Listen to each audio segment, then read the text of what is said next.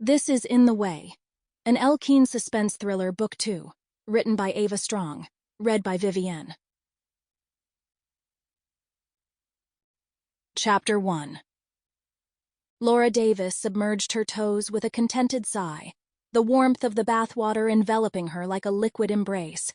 She leaned back against the curved edge of the porcelain tub, a dog-eared copy of Hamlet balanced in her hands.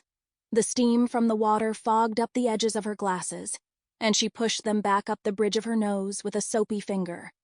Her eyes danced over Shakespeare's words, the familiar cadence of the bard's language resonating deeply within her well-read soul.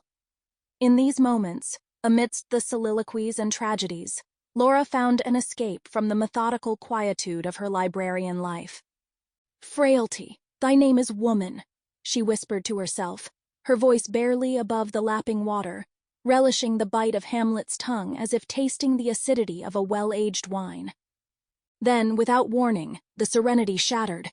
A sharp creak pierced the air, jolting Laura's heart into her throat. She froze, a ripple disturbing the stillness of the bath as her hand twitched involuntarily, sending droplets of water cascading down the margins of the page. Silence reclaimed the room, thick and suffocating, as she strained her ears against the hollow echo that followed. "Probably just the wind," she murmured, attempting to soothe the sudden spike of adrenaline.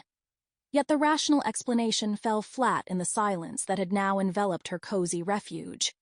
The creak had not been a usual groan of old wood or a benign contraction of timbers. It was deliberate, a foreboding herald. Laura's pulse throbbed in her temples, each beat a drum of impending dread. The book lay forgotten in the water, its pages slowly bloating with moisture as her gaze fixed on the opaque glass of the bathroom door. What had once offered privacy now seemed a fragile barrier. She was alone at home, so often alone wherever she went. This thought gave her a shiver and brought forth another jolt of fear. With a cautious resolve that felt at odds with her trembling hands, Laura eased herself out of the porcelain embrace of the bathtub. Water dripped from her skin, pooling on the cold tile floor as she reached for the plush terrycloth robe hanging on the back of the door. She cinched it tightly around her waist, the fabric offering scant comfort against the shivers that weren't solely from the chill in the air.